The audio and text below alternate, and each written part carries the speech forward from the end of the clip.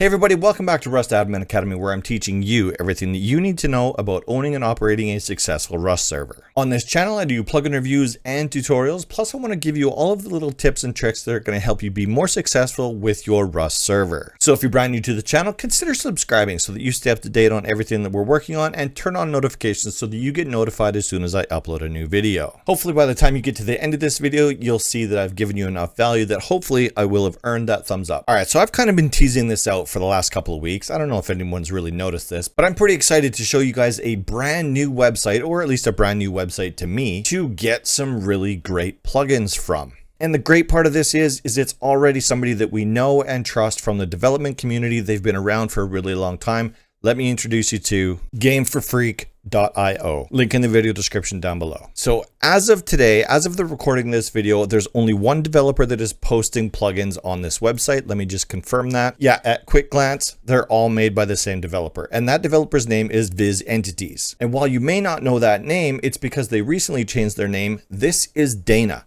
So Dana's been in the development community for a really long time. He's been hosting on UMod, and I think he's been on other websites as well. But he decided to break out and promote his own website, and that's exactly what I'm doing here today. All of his plugins are still available in the previous locations as well. He just wanted to have a centralized location where he can put all of his projects and still maintain the ones that are out on the other websites as well. So obviously it's my job to pick a plugin, tear it apart, try to break it, bring you all of the problems and the solutions that go along with it, and teach you everything that you need to know about that plugin. The problem is I couldn't pick just one or two of those plugins. So what I need from you is to actually go to GameForFreak.io, pick out a couple of those plugins and try them out a little bit, try to break them, try to find problems with them, and let me know so that I can start creating videos on Viz Entities products. I am going to show you a couple of them today, but I'm not going to break them all down and show you the configuration and how to install them and how to set them up. I want you to try it first. And because Viz Entities has always made such a high quality product, I'm guessing that most people aren't going to have any issues, which is really unfortunate because that could put me out of business.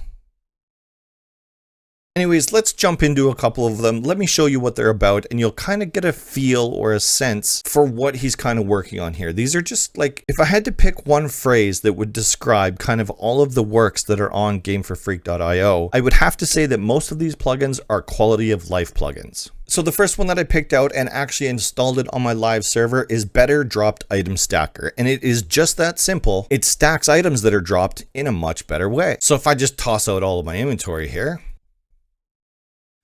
in about 10 seconds here, you're going to see that the plugin is actually going to activate and put them all in one container for me.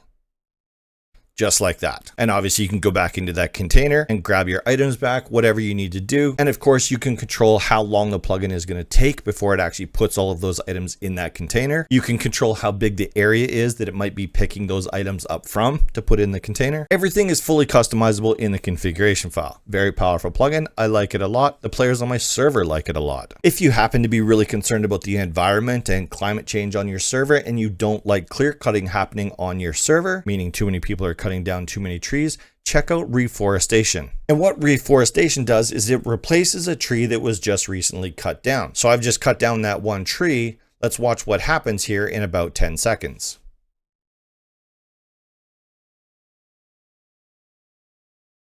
Reforestation gave us a bunch of new trees. And obviously you can control how many trees get respawned and how long it takes before they'll actually come in. I've just set this up in kind of an extreme way just for this video. So it spawns these trees within 10 seconds. You definitely wouldn't want to do that on your server. I mean, maybe you do. Another plugin that I thought was really fun is RaidableShelters. And you actually seen that happening as I was cutting that tree down. So what RaidableShelters does is it actually spawns in these newly added raidable shelters so that players have something simple and fun and small to raid like anytime they want. RaidableShelters is controlled by where the player is, so of course you can control every aspect of that plugin as well. How many bases might it spawn? How often is it going to respawn in another base? How big of an area around the player is it going to check for a reasonable space to spawn in one of these raidable shelters? And then of course, because it's raidable, it's right in the title, you can raid this base and there is loot inside. And of course, within the plugin's configuration file, you can control what loot is actually spawned inside this raidable shelter. Bear in mind, how easy it is to actually raid one of these things. You don't want to put a ton of loot in here, but it's just something cool and something different, just something else for your players to be doing on your server. Obviously, I have this set up to an extreme point where it's spawning another raidable shelter every 60 seconds in really close proximity to each other because all of those features are controllable in the configuration file. If you're in the market for a new smelting plugin, and when I say market, I mean for free, because all of these plugins are for free. I don't know if I said that before, I meant to, but it is important that you know that as of the recording of this video, there are no premium plugins on this website at all. Everything that I've shown you here is free. Go Brrr allows you to set up as many different profiles as you want to have all of the different features of your smelting systems, what ovens we're talking about, what items can go in, how much fuel they burn, how often it ticks out a new product, what product it's actually going to tick out. You can control all of that. And you can set up multiple different profiles. It comes default with 2, obviously a default one and a VIP one, but you can obviously add as many profiles as you want with this plugin. If you do happen to check out Go Brrr, you might notice that there's quite a few little details in there that other smelting plugins aren't taking care of, whereas this one is. For example, smelting animation on those other ones does not line up at all, and VizAnities has taken this into account with Go Brrr.